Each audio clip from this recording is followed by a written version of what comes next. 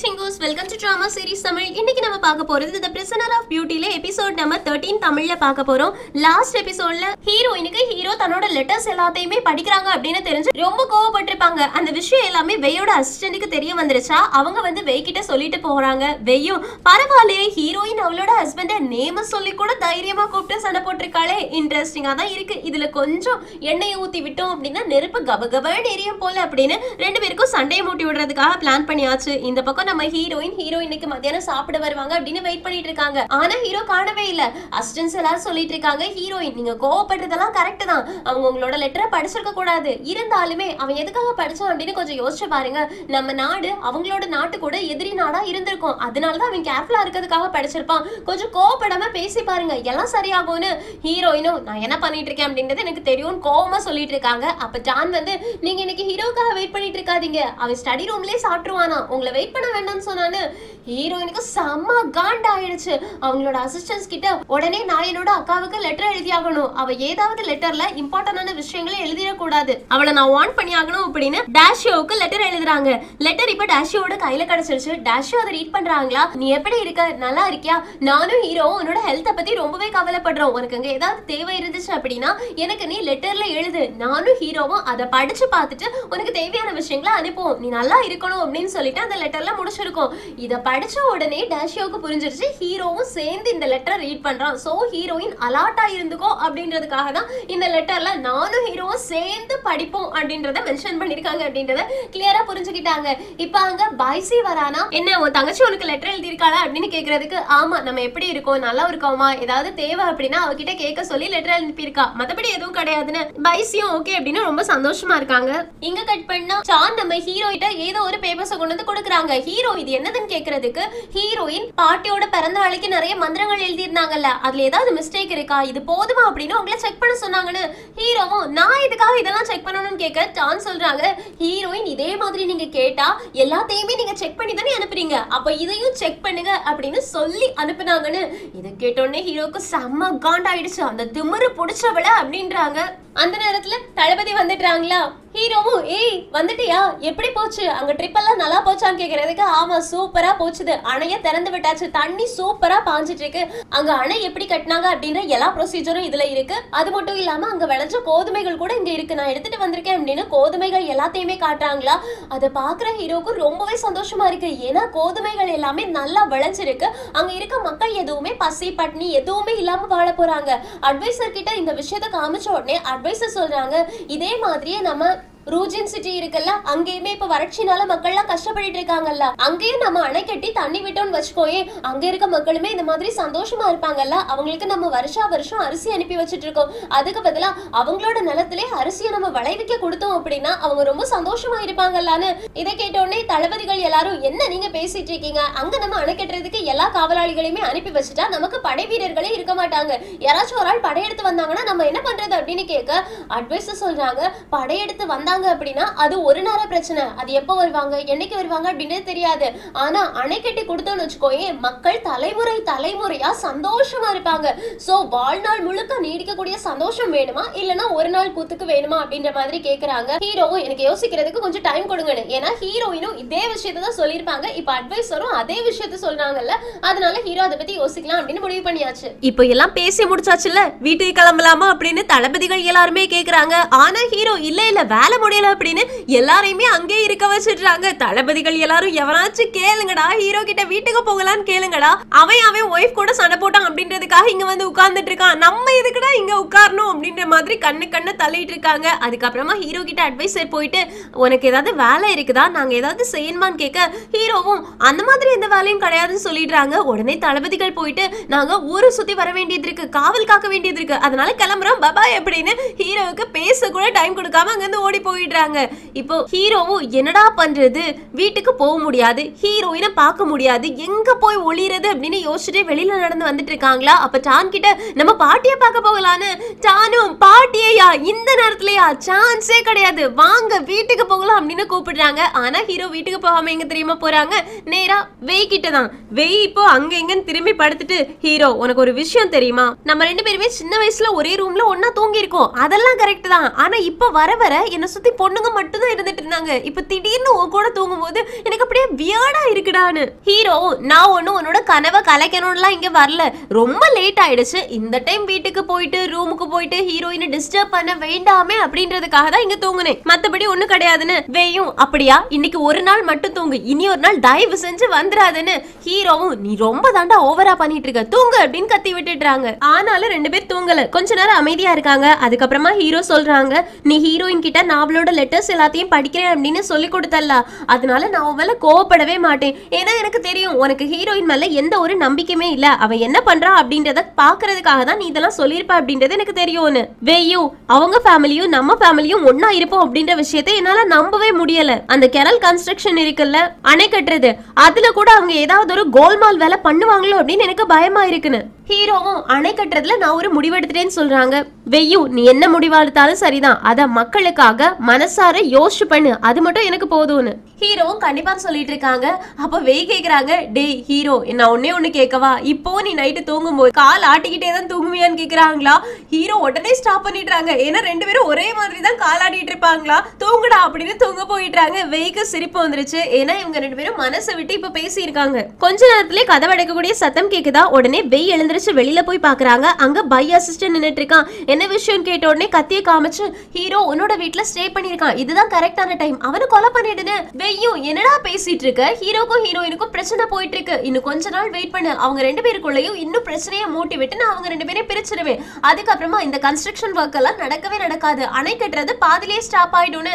அதுக்கு வெய் அசிஸ்டன்ட் நம்ம அந்த மாதிரிலாம் வெயிட் பண்ண முடியாது, அவன் ஒருவேளை அணையை மட்டும் ரூஜின் வரைக்கும் கட்டிட்டான்னு வச்சுக்கோங்களேன், அணை எப்படியே பைசு சிட்டியை சுத்தி போகும், அதுக்கப்புறமா ஹீரோட படை வீரர்கள் அணையை பாதுகாக்கிறேன் அப்படின்ற பேர்ல நம்மளோட நாட்டை சுத்தி வளைச்சாங்கன்னா நம்ம என்ன பண்றது. நீங்க ஒரு விஷயத்த மறந்துட்டீங்கன்னு நினைக்கிறேன், இங்க இருக்கவங்க யாருமே இதுதான் கரெக்டான டைம், அதனால ஹீரோ போட்டு தள்ளிடுங்கன்னு. வெய்யும் இல்ல, நீ ஒருவேளை இந்த விஷயத்த ஸ்டாப் பண்றதுக்காக ஹீரோயினுக்கு பாய்சன் வச்சு விஷம் வச்சு அவளை கொலை பண்ணா கூட எனக்கு பிரச்சனையே கிடையாது, நான் ஏன் பண்ண எதுக்கு பண்ண அப்படின்லாம் கேட்கவே மாட்டேன். ஆனா ஒரு விஷயத்த மறந்துடாத, என்னோட கசின் மேல ஹீரோ மேல ஒரு துளி கூட வெட்டு காயமோ கீரலோ வரவே கூடாது, அவனை டச் பண்ண வச்சுக்கோயேன், அதுக்கப்புறமா நான் ஒண்ணு சும்மாவே விட மாட்டேன்னு. வெய் அசிஸ்டன்ட்டுக்கு ரொம்ப கோவம் வந்துருச்சு, நீங்க எல்லாத்தையுமே மறந்துட்டீங்கன்னு நினைக்கிறேன், இங்க இருக்கக்கூடிய ஹீரோ இருக்கானே இவன் எல்லாருமே உங்களை பத்தி தப்பு தப்பா பேசும்போது அமைதியா தானே இருந்துட்டு இருந்தான், இந்த ஊர்ல இருக்க எல்லாருமே நீங்க என்னமோ ஒரு வேலைக்காரனுக்கு பிறந்ததான் நினைச்சிட்டு இருக்காங்க, ஆனா நீங்க பைசு சிட்டியோட இளவரசர், பைசு சிட்டியை இப்ப ஆட்சி செஞ்சுட்டு இருக்காங்கல்ல சென்பாய், அவங்களோட ஒரே ஒரு பையன் நீங்க. எப்படி இருக்க வேண்டிய நீங்க இங்க எவ்வளவு கஷ்டப்பட்டு இருக்கீங்க, இது எல்லாத்துக்கும் காரணம் யாரு, ஹீரோ தானே. அது மட்டும் இல்லாம யாராச்சும் உங்களுக்கு இங்க இருக்கும்போது பதவி இல்லனா ஏதாவது ஒண்ணு கொடுத்திருக்காங்களா அப்படின்னு கேட்ட உடனே வெய் சொல்றாங்க, இந்த பாட்டி நல்ல விதமா தான் ட்ரீட் பண்ணாங்கன்னு. அதுக்கு வெய் அசிஸ்டன்ட், உங்களோட பாட்டி நல்ல விதமா ட்ரீட் பண்ணாங்களா, எங்க இருந்து நல்ல விதமா ட்ரீட் பண்ணாங்க, அப்படி அவங்க உங்களை நல்ல விதமா ட்ரீட் பண்ணியிருந்தாங்கன்னா உங்களுக்கு மிலிட்டரி பவரை கொடுத்திருப்பாங்க, உங்க அப்பா தான் உங்களை நம்பி நிறைய விஷயங்களை பண்ணிட்டு இருக்காங்க, உங்க அப்பாவை மட்டும் நீங்க கொஞ்சம் வருஷத்துக்கு முன்னாடி மீட் பண்ணல அப்படின்னா இந்த விஷயங்கள்லாம் உங்களுக்கு தெரிஞ்சிருக்கவே தெரிஞ்சிருக்காது, இப்ப வரைக்கும் அந்த பாட்டி உங்களை கைக்குள்ளதான் வச்சுட்டு இருந்திருப்பாங்க, வேற எதுவுமே பண்ணிருக்க மாட்டாங்க, அவங்க உங்களை ஒரு பொம்மை மாதிரி யூஸ் பண்ணிட்டு இருக்காங்கன்னு. இதை கேட்டோடனே வெய்க்கு ரொம்ப கோவம் வந்துரு, வாய மூடு, பாட்டிய பத்தி இன்னும் ஒரு வார்த்தை தப்பா பேசு, அதுக்கப்புறமா உன்னோட தலை மட்டும்தான் பைசு சிட்டிக்கு போய் சேரும் அப்படின்னு மிரட்டுறாங்க. ஆனாலும் பை அசிஸ்டன்ட் அசராம கத்தியை எடுத்து ப்ளீஸ் அப்படின்னு கெஞ்சுறாங்களா. ஆனா வெய் ஒத்துக்கவே இல்ல, கத்தியை தூக்கி தூர எறிஞ்சிட்டு கிளம்பு அப்படின்னு உள்ள போய் கதவை மூடிக்கிறாங்க. சோ இதுல இருந்து ஒரு விஷயம் நல்லா தெரியுது, வெய் என்னதான் வில்லத்தனம் பண்ணாலுமே ஹீரோ மேல பாசமா தான் இருக்காங்க, ஹீரோக்கு எந்த பிரச்சனையுமே வரக்கூடாதுன்னு நினைக்காங்க, பாட்டி மேலயுமே ரொம்ப பாசமா இருக்காங்க அப்படின்றது. எங்க கட் பண்ண அடுத்த நாள் காலையில ஹீரோயின் அவங்களோட அங்கிளுக்கு மறுபடியும் கோதுமை விதைகளை கொடுத்து விடுங்க, அரிசியை கொடுத்து விடுங்க அப்படின்ற மாதிரி லெட்டர் எழுதுறாங்க. அசிஸ்டன்ட் கேக்குறாங்க, உங்களோட அங்கிளுக்கு நீங்க ஆல்ரெடி லெட்டர் எழுதியாச்சு, திரும்ப திரும்ப லெட்டர் எழுதணுமான்னு கேட்க ஹீரோயினும் ஆமா இது ரொம்ப இம்பார்ட்டன்டான விஷயம், அதனாலதான் நான் திரும்ப திரும்ப லெட்டர் எழுதுறேன், அப்படின்னா தான் இதோட இம்பார்ட்டன்ஸ் அங்கிள் புரிஞ்சு கோதுமைகளை அனுப்பி வைப்பாங்கன்னு. அசிஸ்டன்டும் இதெல்லாம் நீங்க ஹீரோக்காக தான் பண்ணிட்டு இருக்கீங்க, ஆனா ஹீரோ உங்களை கொஞ்சமாவது மதிக்கிறானா, உங்களை வந்து பார்க்க கூட மாட்டேங்கிறான்னு. ஹீரோயினும் நீ என்ன அவன் எப்படி ட்ரீட் பண்ணிட்டு இருக்கான்னு நினைக்கிறேன்னு கேட்க அசிஸ்டன்ட் சொல்றாங்க, உங்க மாமியார் முன்னாடியும் பாட்டி முன்னாடியும் ஹீரோ உங்களை நல்லா தான் ட்ரீட் பண்ணிட்டு இருக்கான், ஃபேமிலி முன்னாடி எல்லாம் உங்களுக்கு தான் சாதகமா இருந்துட்டு இருக்கான், ஆனா இந்த லெட்டர் விஷயம் இருக்கே இதுல அவன் பண்ணது சரியே கிடையாது, உங்களோட லெட்டரை உங்களுக்கே தெரியாம படிச்சிருக்க கூடாது, இது எதை காட்டுது, உங்க மேல அவனுக்கு நம்பிக்கை இல்லைன்றது தானே காட்டுதுன்னு. ஹீரோயினும் நீ சொல்றது எல்லாமே கரெக்ட் கரெக்ட் தான். ஆக்சுவலி ஃபேமிலி ஒர்க் இந்த ரெண்டையுமே நம்ம தனித்தனியா தான் பார்க்கணும். என்ன அவனோட ஃபேமிலி முன்னாடி அவன் விட்டு கொடுக்கவே இல்லை. ஆனா வேலை, ஊர் விஷயம், நாட்டு விஷயம் வரும்போது அவன் யாரையுமே நம்ப கூடாது, அவனோட நிழலை கூட நம்ப கூடாது. சோ அவன் என்னோட லெட்டர்ஸை படிச்சதுல எனக்கு கோபம் இருந்துச்சே தவிர அவன் பண்ணது தப்பு அப்படின்னு நான் சொல்லவே மாட்டேன். நானும் அவனோட பொசிஷன்ல இருந்தா அதுதான் பண்ணிருப்பேன்னு. அசிஸ்டனும் நீங்க என்னதான் ஹீரோ மேல கோபம் இருந்தாலும் அவனுக்கு தானே சப்போர்ட் பண்றீங்கன்னு கேக்குறாங்க. அதுக்கு ஹீரோயினும் நான் யாருக்குமே சப்போர்ட் பண்ணல, எனக்கு தேவையானது மக்கள் நல்லா இருக்கணும். இப்ப அங்கிள் கோதுமைகளை தந்தாங்க அப்படின்னா ரூஜன் சிட்டில மறுபடியும் கோதுமைகள் வளர்ந்து மக்கள் எல்லாருமே சந்தோஷமா இருப்பாங்க, அதுதான் எனக்கு வேணும்னு. சோ ஹீரோயின் ஹீரோவை புரிஞ்சுக்கிறாங்க அப்படின்றது இதுல இருந்தே தெரியுது. இந்த பக்கம் நம்ம ஹீரோவுமே ரூஜன் சிட்டிக்கு கன்ஸ்ட்ரக்ஷன் ஒர்க்கை ஸ்டார்ட் பண்ணுங்கன்னு சொல்லிடுறாங்க. தளபதிகள் எல்லாருமே சந்தோஷமாக இருந்து கிளம்ப போகும்போது அட்வைசரும் ஒரு நிமிஷம் இல்லைங்க, இன்னும் நம்ம பேசி முடிக்கல, டனல் கன்ஸ்ட்ரக்ஷன் ஒர்க்குக்கு நம்ம யார மேற்பார்வையாளரா போடணும் அப்படின்ற விஷயம் இருக்கே, அதை பத்தி பேசலான்னு ஹீரோவும் ஓகே நீங்க நான் சொல்ல விரும்புறீங்களா அப்படின்னு கேட்க அட்வைசர் டனல் கன்ஸ்ட்ரக்ஷன் ஒர்க்க பானி சிட்டிக்கு பார்க்க போனது யாரு, ஜயோடியூ தானே. சோ அவங்க கிட்ட கேக்குறாங்க. அவன் சொல்றான் மேயர் நல்லா தான் பண்ணாங்க, மேயர் காசு நிறையவே மிச்சம் பிடிச்சாங்க, நம்ம நிறைய பொருட்கள் செலவு பண்ற இடத்துல அவங்க கம்மியான பொருட்களை வச்சு ரொம்ப அழகான டேம கட்டினாங்க, அது மட்டும் இல்லாம யார்கிட்ட என்ன வேலையை கொடுத்தா கரெக்டா நடக்கும் அப்படின்னு எல்லா விஷயங்களையும் அவங்களுக்கு தெரிஞ்சிருக்குன்னு அட்வைசரும் பாத்தீங்களா பானி சிட்டில இருக்கக்கூடிய மேயருக்கு நிறைய விஷயங்கள் தெரிஞ்சிருக்கு. சோ அவரை இந்த கன்ஸ்ட்ரக்ஷன் ஒர்க்ல நம்ம ஈடுபடுத்தணும், அது மட்டும் இல்லாம அவரை மட்டும் நம்ம ஈடுபடுத்தணும் அப்படின்னா எல்லா ஒர்க்குமே அவர் தலையில இருக்கிறதுனால அவர் வந்துட்டு கொஞ்சம் சோம்பேறியாவும் நம்மளை ஏமாத்துறதுக்கும் நிறைய சான்சஸ் இருக்கு. சோ அவருக்கு எதிரியான ஒரு ஆள் ஜிந்து சிட்டியோட மேயர் இருக்காங்கல்ல, அவங்களையுமே இந்த கன்ஸ்ட்ரக்ஷன் ஒர்க்ல போடணும். ஏன்னா அவங்க ரெண்டு பேரும் தான் இந்த அணை கட்டுறதுல நிறைய விஷயங்களை பத்தி படிச்சு தெரிஞ்சுக்கிட்டவங்க. சோ அவங்க ரெண்டு பேரையும் ஒரே இடத்துல போடும்போது உன்னை விட நான் நல்லா பண்ணுவேன், உன்னை விட நான் நல்லா பண்ணுவேன், நான் தான் நேம் வாங்கணும் அப்படின்னு ரெண்டு பேருமே ஒருத்தருக்கு ஒருத்தர் சண்டை போட்டுக்கிட்டு வரைஞ்சு கட்டிட்டு அந்த அணையை சீக்கிரமா கட்டி முடிப்பாங்க, அதுவும் குவாலிட்டியா கட்டி முடிப்பாங்க. சோ அவங்க ரெண்டு பேரும் இதுக்கு மேற்பார்வையாளரா போடணும் அப்படின்றது என்னோட ஐடியா, நீ என்ன சொல்றன்னு கேக்குறதுக்கு ஹீரோ ஓகே அதே பண்ணிடுங்க அப்படின்னு சொல்லிடுறாங்க. சோ அணை கட்டுற பணி தொடங்க போகுது. அதே நேரத்துல இந்த பக்கம் ஹீரோயினோட பிறந்த வீட்டுல எல்லாருமே ஹீரோயினோட லெட்டர் படிச்சுட்டாங்க. அப்ப ஹீரோயினோட தம்பி சி கேக்குறாங்க, அப்பா அங்கிள் எதுக்காக நீங்க அக்காவோட லெட்டருக்கு ரிப்ளை பண்ணவே மாட்டேங்கிறீங்க, அவளோட பாட்டி பிறந்த நாளைக்கு தானே நம்ம கிட்ட இருந்து கோதுமை கேட்டிருக்கா, உங்களோட உயிரையா கேட்டா, அதை தயவு செஞ்சு அனுப்பி வைங்க, இதனால ஹீரோயின் சந்தோஷப்படுவதேன்னு. அங்கிள் உன்னை பொறுத்த வரைக்கும் இது வெறும் கோதுமை தான், ஆனா என்ன பொறுத்த வரைக்கும் இது யான்சி சிட்டியோட பொக்கிஷம், நம்ம கிட்ட அரிசிகள் நிறைய விளையுது, கோதுமை நிறைய விளையுது அப்படின்றதுனாலதான் அவங்க எல்லாருமே நம்மள நம்பி இருக்காங்க, நம்ம கிட்ட அவங்களோட தேவை இருக்கு, அதனால அவங்க நம்ம கிட்ட ஓடி ஓடி வந்துட்டு இருக்காங்க. ஆனா இப்ப அவங்களே அவங்களோட கோதுமையை விளைவிச்சுப்பாங்க அப்படின்னா நம்மளோட யூஸ் அவங்களுக்கு இல்லாம போயிடும், அதுக்கப்புறமா அவங்க நம்மள அட்டாக் பண்ணிட்டாங்கன்னா என்ன பண்றதுன்னு கேக்குறாங்களா. அதுக்கு ஹீரோவோட அப்பா சொல்றாங்க, அண்ணா நீங்க கொஞ்சம் ஓவரா யோசிக்கிறீங்கன்னு நினைக்கிறேன், நம்ம ரெண்டு பேருக்குள்ள எந்த பிரச்சனையும் வந்துடக்கூடாது அப்படின்றதுக்காக தானே நம்ம ஹீரோயின் அவங்களுக்கு கல்யாணம் பண்ணி கொடுத்துருக்கோம், அதனால அவங்க நம்மள படையெடுத்தெல்லாம் வரமாட்டாங்க, ஹீரோயின் அங்க நல்லா இருக்கணும் அப்படின்னா நம்ம அவங்க கேக்குறத பண்ணிதான் ஆகணும், அதனால பிறந்தநாள் கிஃப்டா கொஞ்சம் கோதுமை அனுப்புங்க, தயவு செஞ்சு அனுப்புங்க அண்ணா, எனக்காக பண்ணுங்க அப்படின்னு கேக்குறாங்களா. வேற வழி இல்லாம அங்கிளும் சரி சரி என் தம்பி கேட்டுக்கிட்டதுனால நான் கோதுமை அனுப்புறேன் அப்படின்னு கோதுமை அனுப்புறதுக்கு ஓகே சொல்லிட்டாங்க. அதே நேரத்துல அந்த பக்கம் நம்ம ஹீரோயின் ரொம்ப கோவமா இருந்துட்டு இருக்காங்கல்ல, ஹீரோக்கு வேற ஹீரோயினை சமாதானப்படுத்தணும், அதனால ஹீரோயின் பக்கத்துல போய் உட்கார்றாங்க. ஹீரோயினும் நீ வந்துட்டியான்னு கேட்க ஹீரோவும் ஆமா ஒரு முக்கியமான விஷயத்த உன்கிட்ட சொல்லணும்னு நான் நினைச்சேன், ஆக்சுவலி நான் மேப் எல்லாத்தையுமே நல்லா அனலைஸ் பண்ணி பார்த்தேன்னா அப்பதான் நீ சொன்னது கரெக்ட்னு எனக்கு தோணுச்சு, சோ ரூஜின் சிட்டி வழியா அணை கட்டலாம் அப்படின்னு முடிவு பண்ணிருக்கேன். அட்வைசரும் அதுக்கு ஓகே சொல்லிட்டாங்கன்னு ஹீரோயினும் அட்வைசர் என்ன சொல்லி ஓகே சொன்னாருன்னு கேட்க ஹீரோவும் ரூஜன் சிட்டிலயுமே தானியங்கள் நிறைய வளர்ந்துச்சு அப்படின்னா நல்லா இருக்கும்னு சொன்னாங்க, நீ சொன்ன அதே விஷயங்கள தானே. ஹீரோயினும் அட்லீஸ்ட் அவராது நான் சொல்ற மாதிரி யோசிச்சாரு, அது வரைக்கும் நல்லது அப்படின்னு கண்டுக்காம சொல்லிட்டு இருக்காங்க. ஹீரோவுக்கு ஐயோ இவளை எப்படி சமாதானப்படுத்துறதுன்னு இருக்கு. அதனால இனியொரு விஷயம் உனக்கு தெரியுமா, பானி சிட்டியோட மேயரையும் ஜிந்து சிட்டியோட மேயரையும் தான் நான் மேற்பார்வையாளரை போட்டிருக்கேன்னு ஹீரோயின் நிமிர்ந்து பார்த்து அதுவும் அட்வைசரோட பிளானா தானே இருக்கும், சூப்பர் சூப்பர் அப்படின்னு மறுபடியும் வேலை செய்ய ஆரம்பிச்சிட்டாங்க. ஹீரோவும் நம்ம கட்ட போற அணை நிறைய நாடுகளை சுத்தி போகும், சோ அதுல உன்னோட அட்வைஸ் ஏதாவது இருக்கான்னு கேக்குறதுக்கு ஹீரோயினும் அட்வைசரே சூப்பரா தான் அட்வைஸ் பண்றாரு, அவர்கிட்டே போய் கேளு, என்கிட்ட எதுக்காக கேக்குறேன்னு. ஹீரோக்கு செம்ம காண்டாயிடுச்சு, இவகிட்ட இன்னைக்கு பேசி ஜெயிக்க முடியாதுன்னு எழுந்திருச்சு போயிடுறாங்க. ஹீரோயினுக்கு சரி படக்க முடியல. எங்க கட் பண்ணா பைசு சிட்டில சான போயிட்டு சான் பாய் அதாவது வெய்யோட அப்பா இருக்காங்கல்ல சானோட அங்கிள், அவங்க போய் பாக்குறாங்க. என்ன உனக்கு உடம்பு சரியில்லையா என்ன, இன்னைக்கு பிரேயர் பால்கனி போகவே இல்லையா? மலை மேல இன்னைக்கு நம்மளோட மூதாதையர்களுக்காக பிரேயர் நடக்குது. இது ரொம்பவே முக்கியமான பிரேயர். நீங்க எதுக்காக அங்க போகலன்னு கேக்குறதுக்கு சான் சொல்றாங்க, என்னோட ஒய்ஃபுக்கு உடம்பு சரியில்லை, அவதான் என்ன அங்க போக வேண்டாம்னு சொல்லிட்டு இருக்கும் போதே திடீர்னு காவலாளி ஓடி வந்து சொல்றாங்க, மலை மேல பிரேயர் பண்ணிட்டு இருந்தாங்கல்ல அந்த ஹால் அப்படியே கீழே விழுந்து உடைஞ்சிருச்சு, அங்க இருந்து எல்லாருமே இறந்து போயிட்டாங்கன்னு. சான் பேங்க் எல்லாம் செம ஷாக் ஆகுது. சுமி அப்ப அவங்களோட நெத்தியில இருந்துச்சுல்ல அரசியோட சிம்பல், அதை காமிச்சு கொடுக்குறாங்க. உடனே சான் சொல்றாங்க, என்னோட ஒய்ஃபோட சிம்பல் தான் என்ன காப்பாத்தி இருக்கு, நாங்க போயிருந்தேன் அப்படின்னா இந்நேரத்துக்கு நானும் செத்து போயிருப்பேன், இதுதான் என்ன காப்பாத்துச்சுன்னு. உடனே சான் பேங்க் சொல்றாங்க, நிலநடுக்கம் வந்து அந்த பில்டிங் கீழே விழுந்து உடைஞ்சிருக்கு, இதுக்கும் அவளோட நெத்தியில இருக்கக்கூடிய சிம்பலுக்கும் ஒரு சம்பந்தமும் கிடையாது, சும்மா அதே இதே ஒண்ணு சேர்க்காதுன்னு. அதுக்கு சான் சொல்றாங்க, நீங்க எதை பத்தியுமே யோசிக்காதீங்க, எப்ப பார்த்தாலும் என்னோட ஒய்ஃபை பத்தி குறை சொல்லிட்டே இருக்குது, எல்லாமே நல்லா தான் நடக்கும் போங்க அப்படின்னு சொல்லிடுறாங்க. அங்கிளும் கோவத்துல கிளம்பி போயிடுறாங்களா. சுமி சொல்றாங்க, உன்னோட அங்கிளுக்கு என்ன பிடிக்கவே இல்லைன்னு. அதுக்கு சானும், இப்ப ஹீரோ வேற ரூஜின்ல அணை கட்டணும் அப்படின்னு சொல்லிட்டு இருக்கான்ல, அந்த அணை வந்துட்டு நம்மளோட நாட்டை சுத்தி தான் போகும். சோ ஹீரோ நம்மளோட நாட்டை கைப்பற்றதுக்கு எதுவும் பண்ணிடுவானோ அப்படின்னு அங்கிளுக்கு பயம். அதனாலதான் அங்கிள் இந்த மாதிரி எல்லாம் சொல்லிட்டு இருக்காங்க. மத்தபடி எதுவும் கிடையாது, அங்கிள் ரொம்ப நல்லவங்க, என்னோட ஹெல்த் மேல அவங்களுக்கு நிறையவே அக்கறை இருக்குன்னு.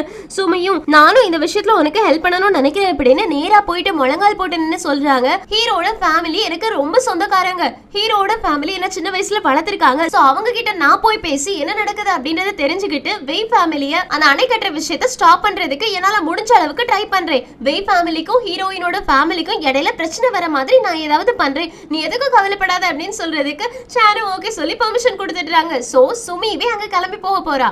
அதே நேரத்துல பாட்டி இந்த பக்கம் ஃபேமிலி எல்லாரையுமே கூப்பிட்டு விட்டு, நான் நிறைய திணைகளை விதைச்சிருக்கேன், இது என்ன வகை தானே அப்படின்றத நீங்க கண்டுபிடிங்க பார்க்கலான்னு ஹீரோ கிட்ட கேக்குறதுக்கு ஹீரோவும், இது ஏதாச்சும் சாமை வரகு அந்த மாதிரி இருக்கு மாதிரி கூட. பாட்டியும் லூசு அரசனா இருக்கானே தவிர இந்த பயிர்களை பத்தி ஒரு மண்ணும் தெரியலன்னு சொல்லிட்டு வெய் கிட்ட கேக்குறாங்க.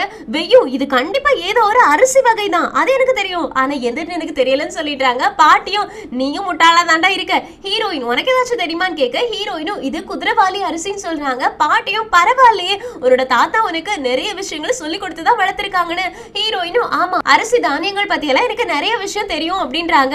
பாட்டியும், சரி என்னோட பிறந்த நாள் அன்னைக்கு பர்த்டே அரேஞ்ச்மெண்ட் சீட்டிங் எல்லாத்தையுமே பண்ணி முடிச்சிட்டான்னு கேக்குறதுக்கு ஹீரோயினோட மாமியாரும், அவளுக்கு நான் தான் ஹெல்ப் பண்ணேன், அவளுக்கு யார் யாரை எங்கெங்க உட்கார வைக்கணும் அப்படின்னு எல்லா இன்ஃபர்மேஷனையும் நான் தான் கொடுத்தேன்னு. பாட்டியும், ரொம்ப நல்லது நீ ஹெல்ப் பண்ணதுக்கு, இனி ஒரு விஷயம் அதுல ஒரே ஒரு சேஞ்ச் மட்டும் பண்ணு, என்னோட பக்கத்துல சுமி அப்படின்னு ஒரு பொண்ணு வருவா, அவளுக்கான இடத்த கொடுன்னு. வெய்யும், சுமி வராளா, பைசிஸ்டியோட இளவரசி வராளா அப்படின்னு கேக்குறதுக்கு பாட்டியும், ஆமா சின்ன வயசுல அவ உங்க கூட தானே வளர்ந்தா, ஆனா அவ கல்யாணம் பண்ணி போனதுக்கு அப்புறமா இங்கெல்லாம் வருவாளா அப்படின்னு யோசிச்சுட்டு இருந்தோம், அவளே எனக்கு லெட்டர் எழுதி இருந்தா எனக்கு பிறந்தநாள் வாழ்த்து சொல்லி, அதனால அவளை நானும் இன்வைட் பண்ணிருந்தேன் அப்படின்றாங்க. அப்போ ஹீரோட அம்மாவும், அந்த பொண்ணு எவ்வளவு நல்ல பொண்ணு, எனக்கு அவளை ரொம்ப பிடிக்கும், அவ இங்க இருக்கும்போது எனக்கு அவளை அப்படின்னு ஆரம்பிக்கிறாங்க. ஹீரோவுக்கு புரிஞ்சிருச்சு, ஹீரோயினுக்கு கடுப்பாக போகுதுன்னு அதனால இருமுறாங்களா. வெய் போயிட்டு என்ன ஆச்சுடா அப்படின்ற மாதிரி வைக்கிறாங்க. நம்ம ஹீரோவுக்கு ஐயோ அப்படின்ற மாதிரி இருக்கு. பாட்டியும் அரேஞ்ச்மெண்ட் எல்லாத்தையும் பண்ணிடுன்னு சொல்லி அனுப்புறாங்க. இப்ப ஹீரோயின் வெளியில போகும்போது அசிஸ்டன்ட் சொல்றாங்க, உனக்கு ஒரு விஷயம் தெரியுமா, அந்த பொண்ணு சுமி இருக்கால, அந்த பொண்ணு சின்ன வயசுல ஹீரோவுக்கு கல்யாணம் பண்ணி கொடுக்கறதுக்காக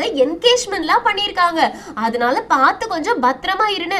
ஹீரோயினும், அது முக்கியம் கிடையாது, அவளுக்கு ஆல்ரெடி கல்யாணம் ஆயிடுச்சு, அதனால ஹீரோவுக்கும் அவளுக்கும் என்கேஜ்மெண்ட் ஆன விஷயத்தை பத்தி நான் யோசிக்க வேண்டிய அவசியம் கிடையாது, எனக்கு இப்ப இருக்கக்கூடிய கவலை என்ன அப்படின்னா, அவ யார கல்யாணம் பண்ணிருக்காளோ அவனுக்கு உடம்பு சரியில்லை, அவன் சாகுற நிலைமையில இருந்துட்டு இருக்கான். சோ அந்த மாதிரி ஒரு சிச்சுவேஷன் சுமி பிறந்தநாள் பார்ட்டி அட்டென்ட் பண்றதுக்காக வரா அப்படின்னா அதுக்கு பின்னாடி ஏதாவது ஒரு மோட்டிவ் இருக்குமோ அப்படின்ற மாதிரி தான் எனக்கு டவுட்டா இருக்கு. நம்ம வெயிட் பண்ணி தான் பார்க்கணும்னு. ஹீரோயினோட அறிவு நல்லாவே வேலை செய்து எல்லாரை விடவும் எங்க கட் பண்ணா அடுத்த நாளே சுமி பல்லாக்குல வந்து இறங்குறாங்க. அவங்கள வரவேற்கிறதுக்காக தளபதிகளே போயிருக்காங்க. இங்க சிங்கட்டாவது இந்த எபிசோட் முடியுது. சுமி வெய் சிட்டிக்குள்ள என்டர் ஆயிட்டா. சோ இதுக்கப்புறமா என்ன நடக்க போகுது அப்படின்றத அடுத்தடுத்த எபிசோட் பார்த்து தெரிஞ்சுக்கலாம். மிஸ் பண்ணாம அடுத்தடுத்த எபிசோட்காக வெயிட் பண்ணுங்க. இந்த எக்ஸ்பிளனேஷன் உங்களுக்கு பிடிச்சிருச்சுன்னா லைக் பண்ணுங்க, மறக்காம சேனலை சப்ஸ்கிரைப் பண்ணிடுங்க. Thank you friends, take care, bye bye.